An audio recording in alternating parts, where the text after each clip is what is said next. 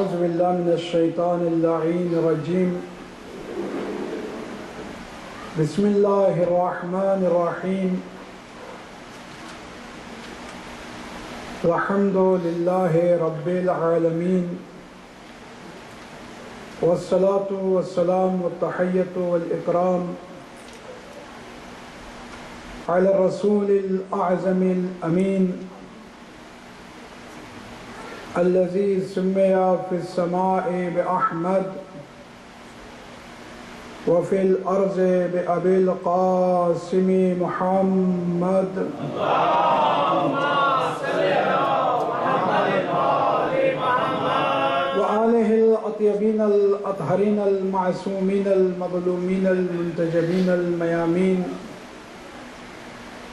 ولعنة الدائمة على أعدائهم وغاصب حقوقهم ومنكر فضائلهم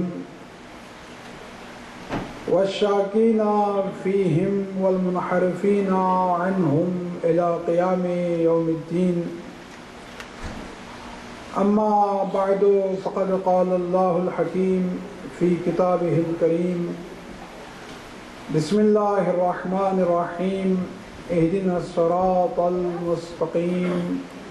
بلند آواز میں صلوات پڑھیں محمد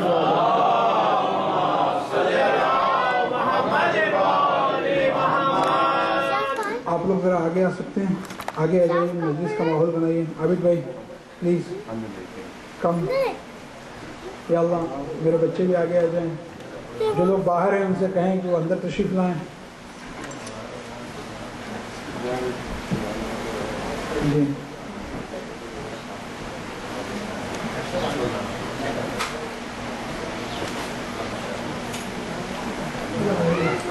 بلند آواز میں صلوات پڑھیں محمد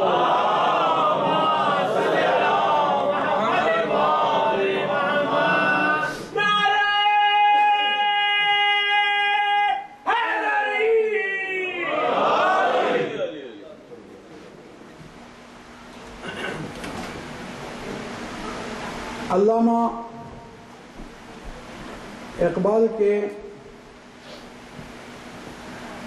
4 مصروں سے اپنی تقریر کا آغاز کرتا ہوں. وہ کہتے ہیں جمال عشق و مستی نئے نوازی, جمال عشق و مستی نئے نوازی, جلال عشق و مستی بے نیازی. جمال عشق و مستی نئے نوازی, جلال عشق و مستی بے نیازی, کمال عشق و مستی ظرف حیدر, کمال عشق و مستی ظرف حیدر, زوال عشق و مستی حرف راضی. یہ ظرف حیدر کیا چیز ہے؟ یہ عشق و مستی کا کمال ظرف حیدر. آخر یہ ظرف حیدر ہے کیا چیز؟ تو آپ کو 40 ہجری کی طرف لوٹنا پڑے گا. 19 رمضان کی شب ابن ملجم نے حضرت علی کے سر پر ضربت لگائی. تھوڑی ہی دیر میں قاتل گرفتار کر لیا گیا. علی کے سامنے پیش ہوا. علی نے آنکھیں کھولی, دیکھا قاتل تھر تھر کانپ رہا ہے, اس کے ہونٹ خشک ہو چکے ہیں, اس کی جان لبوں پر آ چکی ہے. قریب تھا کہ اس کا دم نکل جاتا. علی نے آواز دی, بیٹا حسن اسے شربت پلاؤ. بیٹا اسے شربت پلاؤ. علی کی نگاہیں قاتل کو نہیں دیکھ رہی تھی, پیاسے انسان کو دیکھ رہی تھی. اسی کو اقبال نے ظرف حیدر کہا، قاتل کو پیاسا دیکھنا۔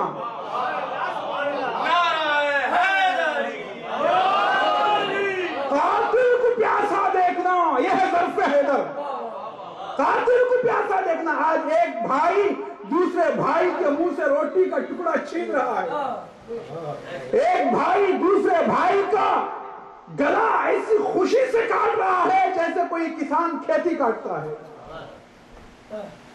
تمام رشتوں پر مطلب سوار ہو چکا ہے، سارے رشتے دکانداری کا روپ اختیار کر چکے ہیں۔ ماں باپ کی محبتیں، دوستوں کی دوستیاں، رشتہ داروں کے تعلقات، پڑوسیوں کے روابط، بچوں کی معصومیتیں، خون کے رشتے، سب مطلب کی کسوٹی پہ پرکھے جا رہے ہیں۔ سب مطلب کی کسوٹی پہ پرکھے جا رہے ہیں۔ یہ دیکھا جا رہا ہے کہ آگے والی کی گاڑی کیسی ہے، وہ کس گاڑی میں آیا ہے، اس نے کون سا لباس پہنا ہوا ہے، اس کے جوتے کیسے ہیں، اس کا آفس کیسا ہے، اس کا بنگلہ کیسا ہے، اس کی گاڑی کیسی ہے، اس کا اسٹینڈرڈ آف لائف کیسا ہے، اس کے پاس فیسلٹیز کیسے ہیں۔ مطلب کا سوار، مطلب کا بھوت سوار ہے، ایک پلیگ ہے جو انسانوں کے اوپر چھایا ہوا ہے، ایک پلیگ ہے جو انسانوں کے سروں پر چھایا ہوا ہے۔ اقبال کہتا ہے تکرار تھی مزار و مالک میں ایک روز، دونوں یہ کہہ رہے تھے میرا مال ہے زمین، کہتا تھا وہ کرے جو زراعت اسی کا کھیت، کہتا تھا یہ کہ عقل ٹھکانے تیری نہیں۔ پوچھا زمین سے میں نے کہ تو کس کا مال ہے، بولی مجھے تو ہے فقط اس بات کا یقین، مالک ہے یا مزار شوریدہ حال ہے، جو زیر آسماں ہے وہ دھرتی کا مال ہے۔ اقبال کہتا ہے کہ ایک دن زمیندار اور کاشتکار کے درمیان جھگڑا چل رہا تھا۔ زمیندار کہہ رہا تھا زمین میری ملکیت ہے، کاشتکار کہہ رہا تھا زمین میری ملکیت ہے، اور دونوں کمپرومائز پہ تیار نہیں تھے، دونوں اپنی اپنی دلیلیں پیش کر رہے تھے۔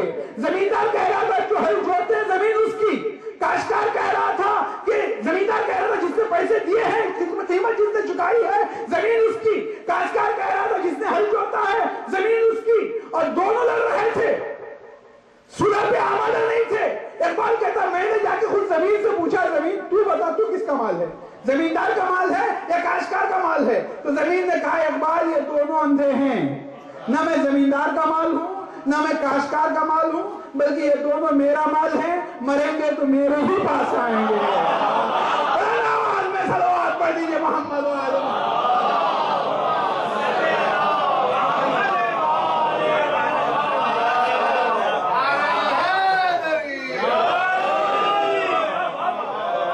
یہ میرا مال ہے، خامخواہ جھگڑ رہے ہیں، یہ اعتباری چیزیں ہیں، اعتباری کرم کا سلسلہ آل محمد سے شروع۔ قاتل کو پیاسا دیکھنا، اسے کہتا ہے ظرف حیدر،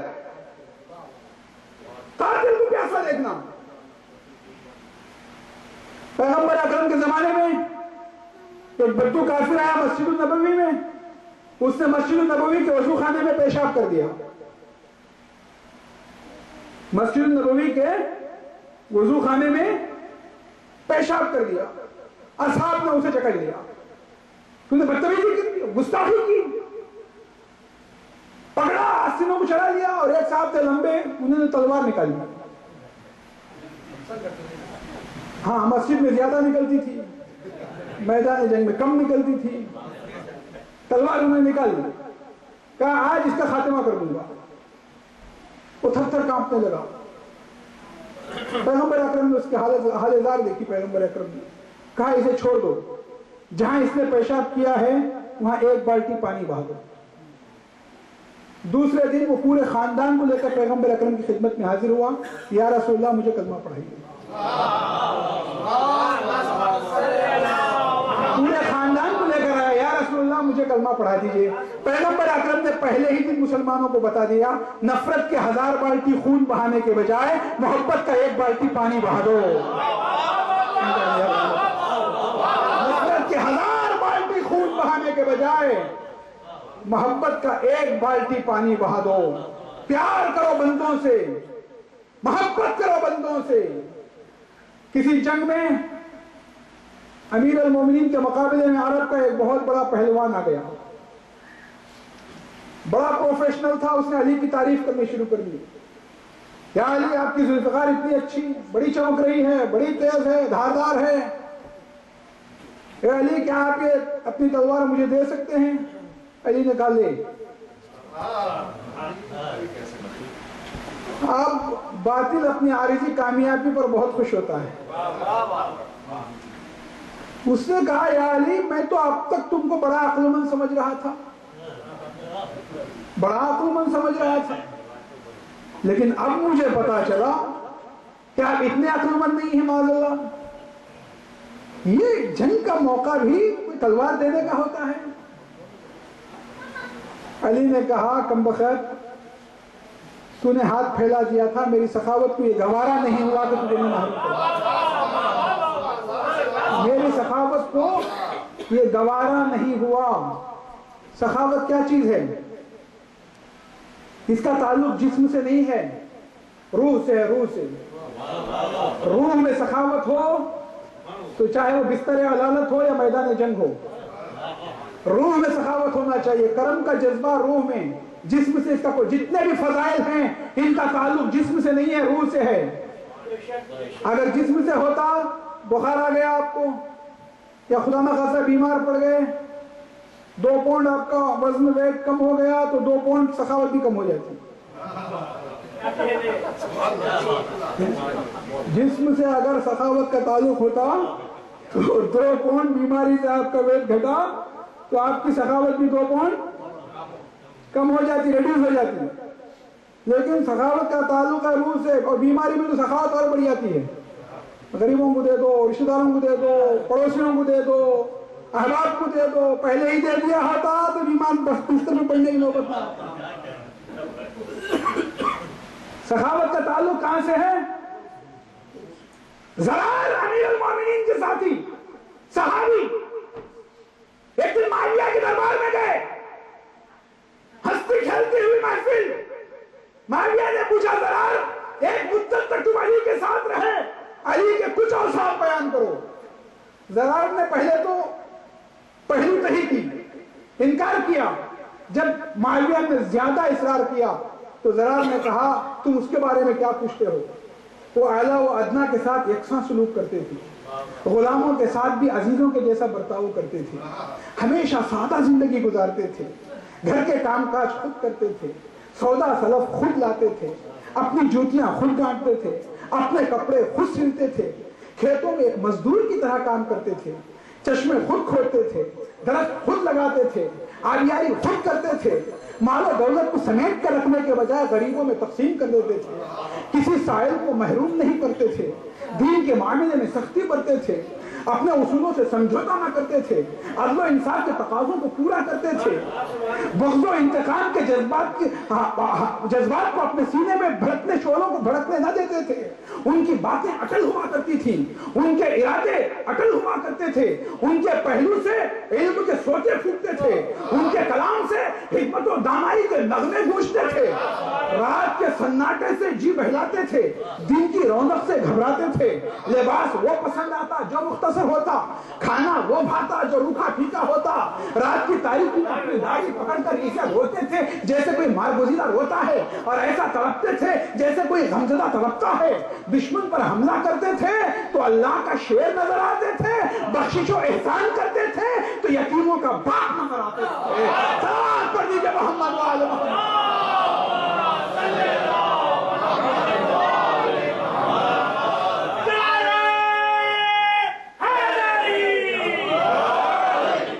میرے مولا، تیرے پیکر کے لیے جامع الفاظ تنگ ہے. تو وجود عالم کی ابتدا ہے، تو نمود ہستی کی انتہا ہے، تو سواد کینہ و نفرت میں دعا کا چراغ ہے، تو فصیل ظلم میں دروازہ امان ہے، تو اعتبار مشیت ہے، تو اختیار سبحان ہے، تو نظام ارض و سما کا مزاج دان ہے، تو شمع نفاق کے حق میں ہوائے تند ہے، تو اہل انس و محبت کا قدردان ہے، تو گمان کی دھوپ میں تمثیل صاحبان ہے. مولا تو بشر نہیں بلکہ عظمت بشر ہے. کمال خلاق تیری ذات ہے، جمال ہستی تیری حیات ہے، تو عکس بھی ہے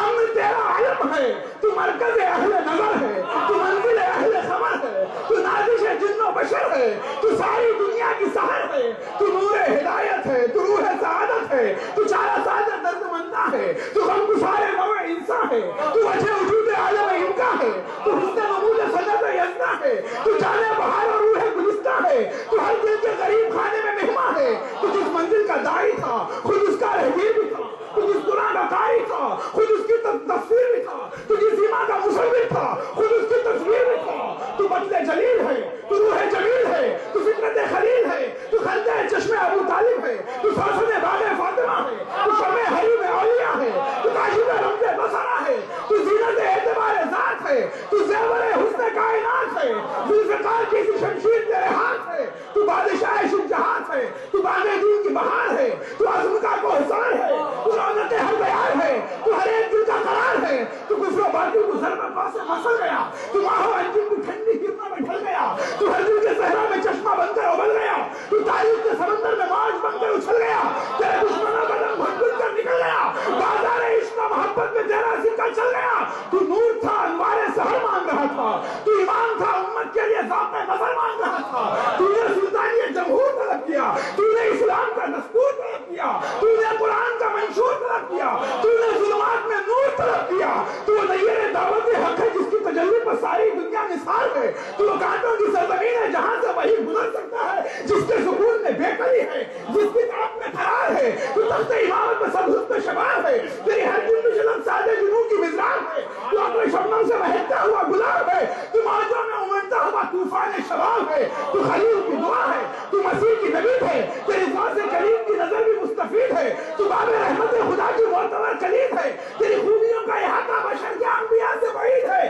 تیری دنیا میں آنے کا انداز یہ تھا کہ تاریخ دنیا آبشار نور میں نہا رہی تھی، جدھر سے تو گزر رہا تھا وہ رہ گزر نکھر رہی تھی، ترانے خدائے راشری گنگنا رہا تھا، لبے فضوطہ جہاں فرد مسرت سے مسکرا رہا تھا، زمین کا تیرا وقت نصیب جگمگا رہا تھا، خزان تیرا پیچھے نے حیات انسانی لہلا رہا تھا، گویا خدا کی رحمت آ رہی تھی، بہار بن کر چھا رہی تھی، محبتوں کے حیات پلا رہی تھی، اخوتوں کے چراغ جلا رہی تھی، کلی کلی فضا ہو رہی تھی، چمن چمن نثار ہو رہا تھا، تیری سادگی پر بانگ پر نثار ہو رہا تھا، تیری خاموشی پر دفتر سخن نثار ہو رہا تھا، تو باغ امامت کا پھول ہے، یہ چاند تیرے قدموں کی دھول ہے، قاتل کو شربت پلانا تیرے خاندان کا اصول ہے، تیرے مقابلے میں آنے والا قرآن کی نظر میں ظلم و جہول ہے، تیری محبت کے بغیر جنت کی تمنا ایک بھول ہے، جس محفل میں تیرا ذکر نہ ہو اس محفل میں بیٹھنا فضول ہے۔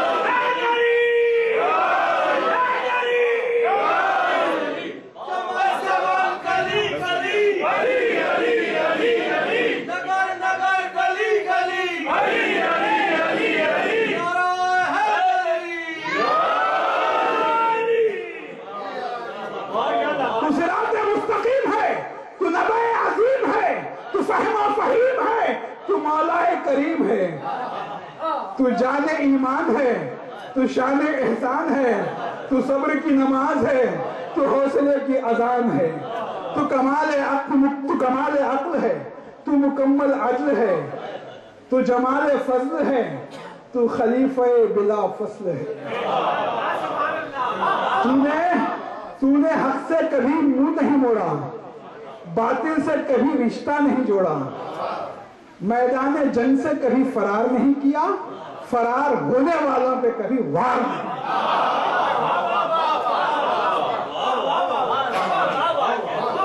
فرار ہونے والوں پہ کبھی وار نہیں کیا، فرار ہونے والوں پہ کبھی وار نہیں کیا، شگفتہ مزاج، ہاتھ میں کائنات کا اناج،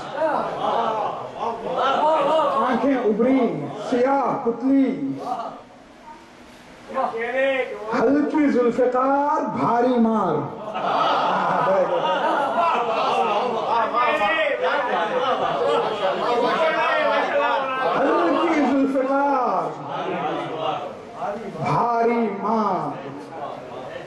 کی ذوالفقار بھاری مار،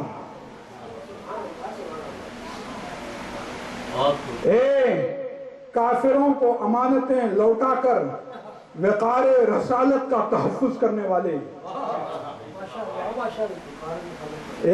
اللہ کے گھر میں پیدا ہو کر بوسیدہ گھر میں رہنے والے،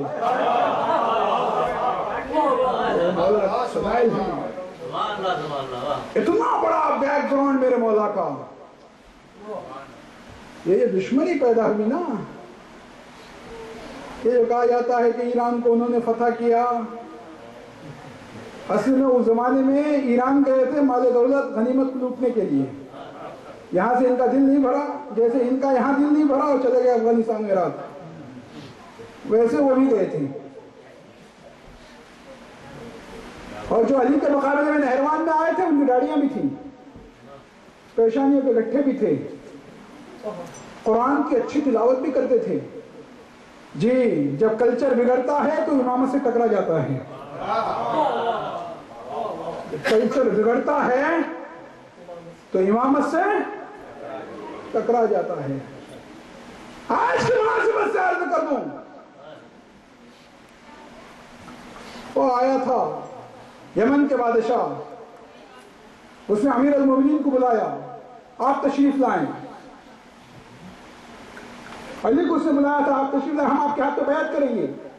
امیر المومنین نے جانے سے انکار کر دیا، نہیں جاؤں گا۔ اس نے 10 آدمیوں کا ڈیلیگیشن بھیجا، کتنا؟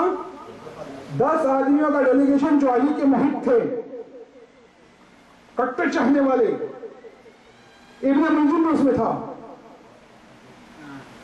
ایک ابن ملجم بھی۔ عاقبت بخیر ہونے کی دعا کیجئے۔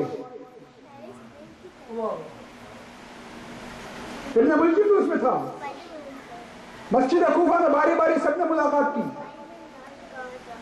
جب ابن ملجم کی باری آئی، امیر المومنین نے دیکھا کہ اس کے ہاتھ میں تلوار نہیں ہے اپنے تحفظ کے لیے، گھوڑا نہیں ہے سواری کے لیے، کھانے کے لیے پیسے نہیں ہیں۔ امیر المومنین نے اسے گھوڑا دیا، لے تیری سواری کے لیے ہے، کچھ پیسے دیے یہ تیرے خرچ کے لیے ہیں، ایک تلوار دی اپنے بچاؤ کے لیے۔ یہ تینوں چیزیں امیر المومنین کو ابن ملجم نے دی۔ علی کی تعریف کرنے لگا، مولا آپ بڑے سخی ہیں، آپ بڑے کریم ہیں، آپ میں ایثار بہت ہے۔ جی بہت، آل محمد میں ایثار تھا ہی، کنجوسی کے سخت مخالف رہے آل محمد۔ ہمارا تعلق ایسے گھرانے سے ہے جس گھرانے نے 3 دن تک بھوکے رہ کر فرشتوں میں روٹیاں تقسیم کی ہیں۔ اسلام بخیلی، امیر المومنین کہتے ہیں دولت نہ دھوکے سے آتی ہے، نہ بخیلی سے ٹکتی ہے، نہ سخاوت سے جاتی ہے۔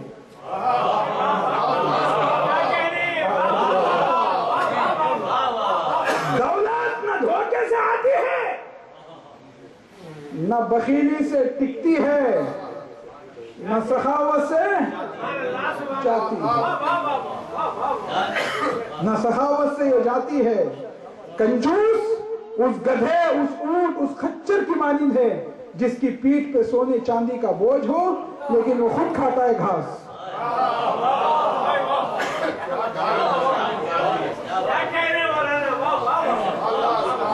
وہ خود کیا کھاتا ہے؟ گھاس۔ دنیا میں وہ فقیروں کی جیسی زندگی گزارتا ہے، آخرت میں مالداروں کے جیسا حساب دیتا ہے۔ اس سے بڑا بدنصیب دنیا میں کوئی نہیں ہے، اس سے بڑا بدنصیب کوئی نہیں۔ تعریف کرنے لگا، مولا آپ بڑے سخی ہیں، آپ بڑے کریم ہیں۔ علی نے کہا ابن ملجم، آج تو اپنی زبان سے میری تعریف کر رہا ہے، کل تیری ہی تلوار سے میں شہید کیا جاؤں گا۔ اس نے تلوار پھینک دی۔ کہا مولا اتنا بڑا جرم کرنے سے پہلے مجھے قتل کر دیجئے۔ علی نے کہا ہم اہل بیت کسی مجرم کو اس کے جرم سے پہلے سزا نہیں دیتے.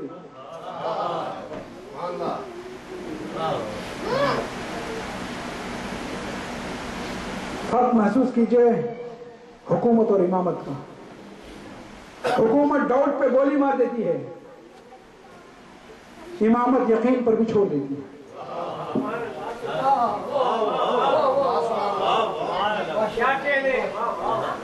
حکومت ڈاؤٹ پہ گولی مارتی ہے، امامت یقین پر بھی چھوڑ دیتی ہے. کیا امام حسین کو نہیں معلوم تھا کہ ہوا آیا ہے؟ اس سے راستہ روکا ہے، لجام فرض پہ ہمیں ڈال دیا ہے. مگر ہم لوگ سزا دینے کے لیے بہانہ ڈھونڈتے ہیں، آل محمد بخش دینے کے لیے بہانہ ڈھونڈتے ہیں. فرق ہے ہم میں اور آل محمد میں. ہم میں اور آل محمد میں فرق یہ ہے، اور پھر ہمارے دعوے بڑے ہیں، ہم آل محمد کو چاہنے والے ہیں. امیر المومنین نے کہا تھا، قمبر نے کہا مولا ایک جماعت آئی ہے آپ سے ملنے کے لیے. امیر المومنین گھر سے باہر آئے، چہروں کو دیکھا، مالی یا قمبر لا ارى سیما الشیعہ، اے قمبر مجھے کیا ہو گیا، میں ان کے چہروں کو شیعوں کی علامت نہیں دیکھتا. ہم بہانہ ڈھونڈتے ہیں سزا دینے کو، آل محمد بخش دینے کو بہانہ ڈھونڈتے تھے. لجام فرض پہ ہاتھ ڈال دیا. کتنا پانی لیا تھا امام حسین علیہ السلام جب مکے میں چلے تھے؟ کتنا پانی لیا تھا؟ کم از کم پھر کے 1000 کے لشکر بھی امام حسین نے پانی پلایا ہے. علی بن طحان کہتا ہے حر کے لشکر کا ایک سپاہی کہ میں نے دیکھا کہ میری پیاس کی وجہ سے میری جان لبوں پہ آ چکی تھی، میں پانی پی نہیں سکتا تھا، میرے ہاتھوں میں راشا پڑا ہوا تھا. اتنے میں نے دیکھا کہ امام حسین علیہ السلام اٹھ کر آئے، انہوں نے مشکیزہ ایک ہاتھ سے مشکیزہ پکڑا، دوسرے ہاتھ سے مشکیزہ کا دہانہ کھولا اور مجھے امام حسین نے پانی پلایا. یہ کام امام حسین عباس سے بھی لے سکتے تھے، علی اکبر سے بھی لے سکتے تھے، قاسم سے بھی لے سکتے تھے، مگر امام حسین علیہ السلام کو یہ گوارا نہیں ہوا کہ حکم دینے میں اتنی دیر ہو جائے کہ ان کے عہد امامت میں کوئی پیاسا مر جائے.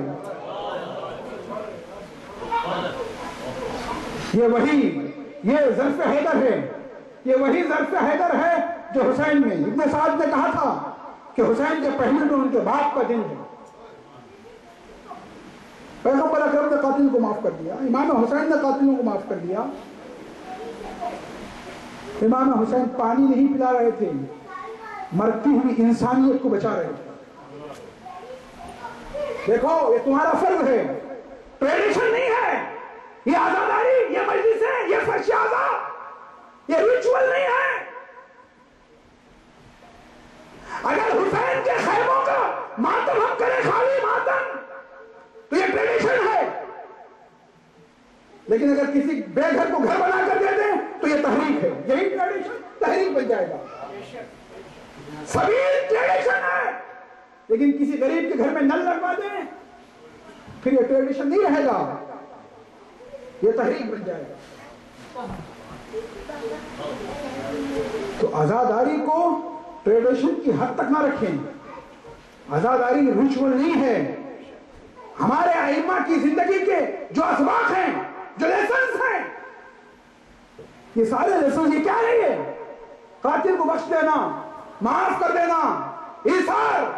علی نے تو حالت رکوع میں صرف انگوٹھی دی تھی، حسین نے انگوٹھی کے ساتھ ساتھ انگلی بھی دے دی. بہن نے بھائی کی پیروی میں سر کی ردا دے دی، بیٹی نے کانوں کے گوشوارے دے دیے، سید سجاد نے بستر دے دیا، علی اصغر نے جھولا دے دیا. کرم ایثار کی ایک بلڈنگ تیار کر دی کربلا. یہ درس کا ملا علی سے. افراد کو بنایا میرے مولا نے. جب وقت رخصت آیا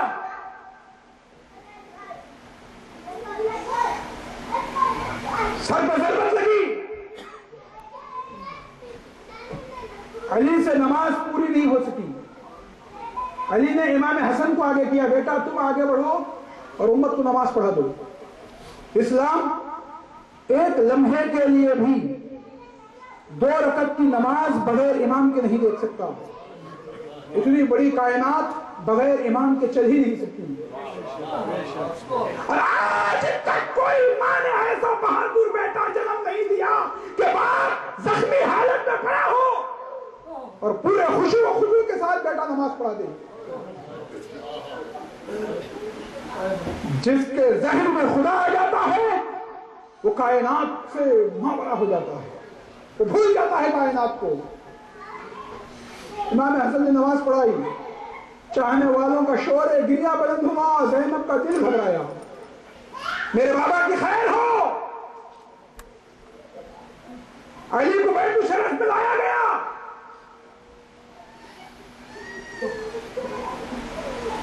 طبیب کو لایا گیا. طبیب نے کہا کہ یہ زخم بھرنے والا نہیں ہے. میرے مولا نے وصیتیں کرنی شروع کر دی. کچھ وصیتیں میرے مولا نے نجیب اللہ آپ پڑھے, کچھ نصیحتیں میرے مولا نے امام حسن اور امام حسین سے کی ہیں. اور اس میں ایک اہم وصیت, ہر وصیت میں ایک بات مشترک ہے اور وہ ہے نماز. ایک چیز مشترک ہر وصیت میں. اور پھر امیر المومنین نے دوسری اہم چیز کی طرف توجہ دی ہے اپنی وصیت کو, ڈسپلن. اپنے صفوں کو منظم کرو, اتحاد پیدا کرو. اتحاد, افتراق پسند نہیں تھا, اتحاد پیدا, صفوں کو مضبوط کرو. سیاستوں کو چھوڑو, مکاریوں کو چھوڑو, عیاریوں کو چھوڑو, ہٹ دھرمیوں کو چھوڑو, ضد کو چھوڑو, بچوں کے مستقبل کو دیکھو. Discipline, discipline. ہماری زندگیاں ہو چکی, آپ لوگ بزرگ ہیں, آپ کی زندگیاں ختم ہو چکی. اب آپ کو آپ کے بچوں کی زندگی, ان کا فیوچر آپ کے مد نظر ہونا چاہیے. تو ان کی زندگی کیسے, خصوصاً ان ممالک میں, جن ممالک میں, اور یہ بات یاد رکھیے, موسٹ ایڈوانس کنٹری میں آپ لوگ زندگی گزار رہے ہیں, اور اس سے بڑی بات سپر موسٹ ایڈوانس ریلیجن سے آپ کا تعلق ہے.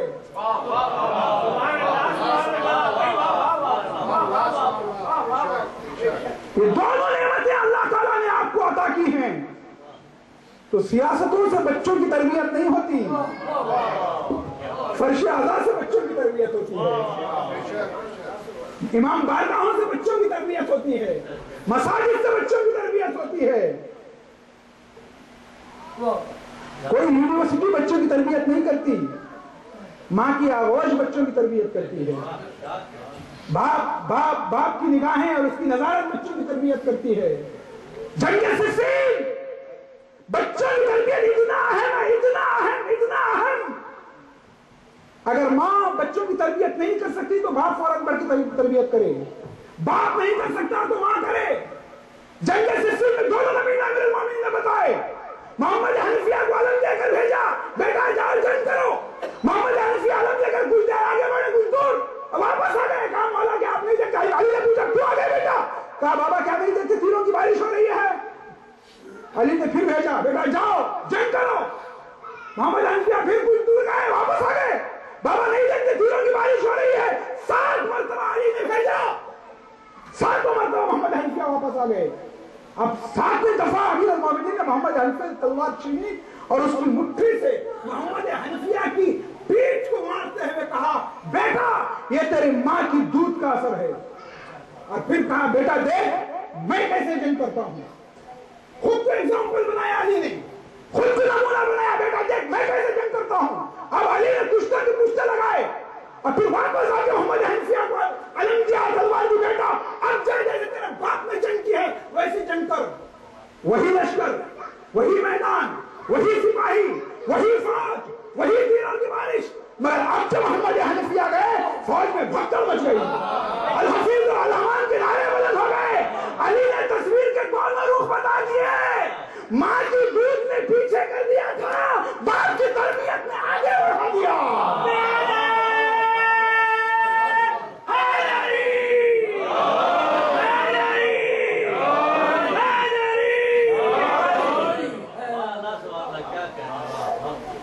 ماں کا پڑھا لکھا ہونا بھی ضروری ہے,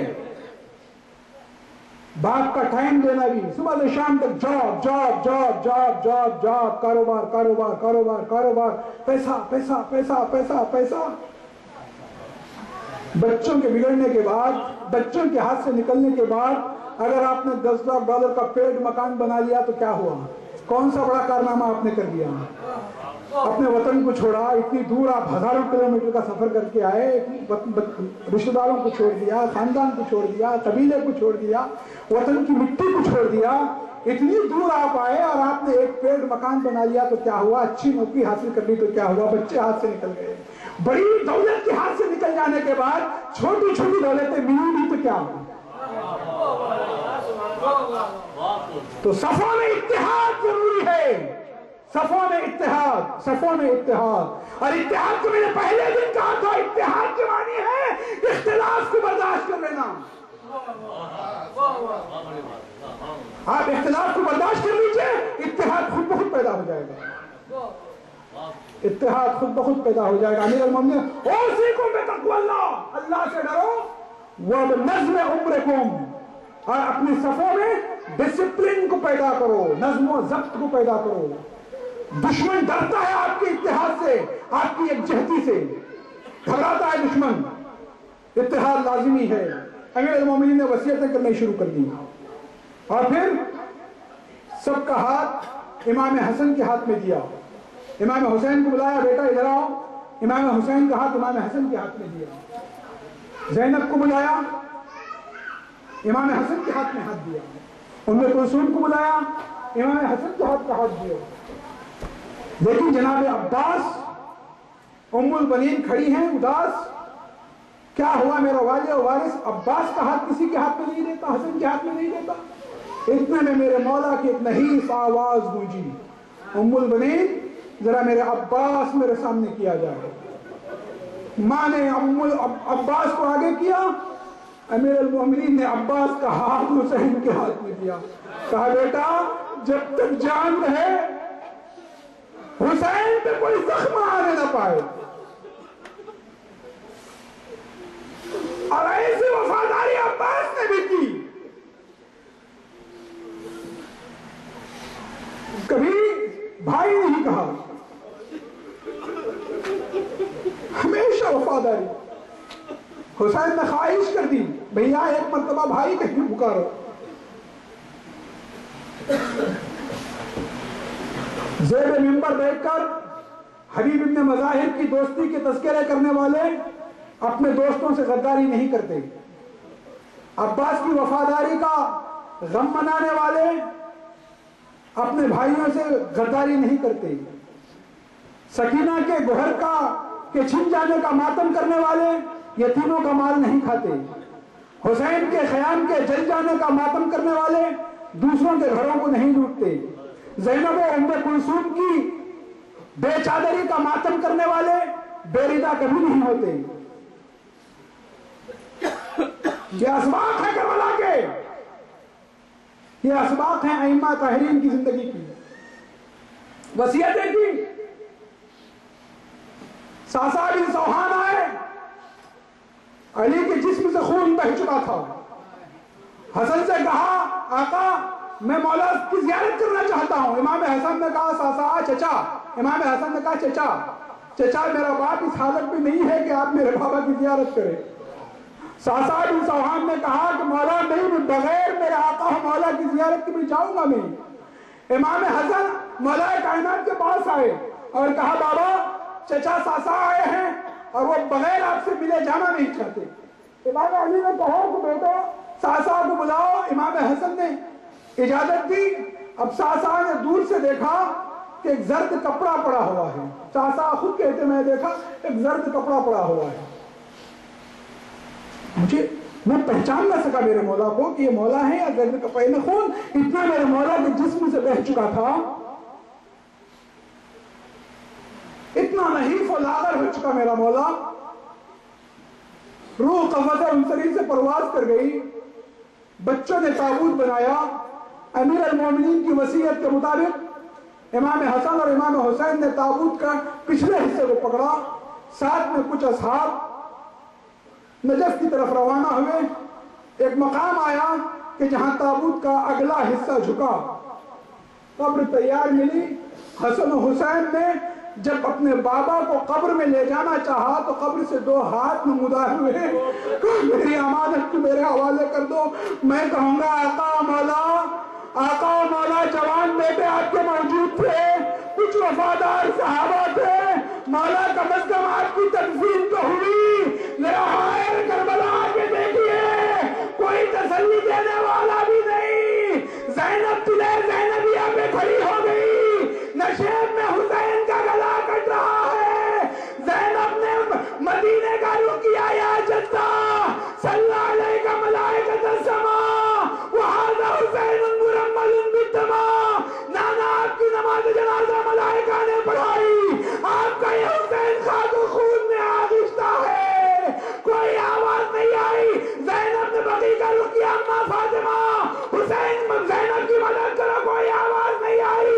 ایک مرتبہ زینب نشیب کی طرف زینب نے رخ کیا، کہا بھیا ایک بار زینب کہہ کے پکارو، کوئی آواز نہیں ہے، کہا بھیا ایک بار زینب کہہ کے پکارو، کوئی آواز نہیں، زینب کے تیور بدلے، بھیا اماں بطول کا واسطہ، ایک بار زینب کہہ کے پکارو۔ حسین نے سر کو اٹھایا، ہاتھ کے اشارے سے کہا بہن خیمے میں چلی جاؤ، ادھر زینب خیمے میں آئی، ادھر حسین کا گلا کٹا، زمین کربلا کو زلزلہ آیا، سید سجاد نے پھوپھی کے ذریعے سے خیمے کا پردہ اٹھایا، کیا دیکھا باپ کا صدموں کے نیزہ پر، السلام علیک یا ابا عبداللہ، السلام علیک یا ابن رسول اللہ۔ حسین